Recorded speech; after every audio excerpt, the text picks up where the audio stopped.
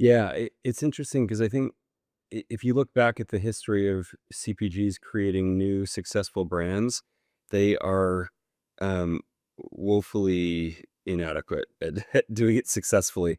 They've typically operated as portfolio holding companies of brands that have been created by others, and it's pretty rare that the big CPGs come out with a new brand that they're able to build from scratch. Even despite their deep pockets and, extensive R&D budgets and everything else, it's like I think most food brands, it's more than just R&D and brand building. There's a lot of like sort of spirit that goes into brand creation that a lot of times the big CPGs miss, and so it's why they spend a lot of time on M&A and managing their portfolio.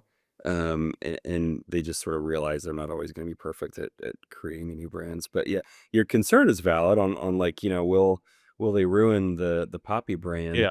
Uh, I look at Ben and Jerry's as one that I think any passionate follower of Ben and Jerry's would say had been largely ruined by who was, I think, Unilever that bought them whenever a decade or 15 years ago, and they kind of lost their spirit behind it, their sourcing strategies and everything else that were part of like, building a better world, all sort of went by the wayside as they were owned by a bigger conglomerate. So, but I think CPGs realize that too. So if I were, if we could be a fly on the wall of the boardroom of Pepsi, I'm sure they're thinking carefully about how to not ruin the brand and let it kind of continue to live its life, but benefit from the sales team and the marketing dollars and everything else that should be able to bring to the table.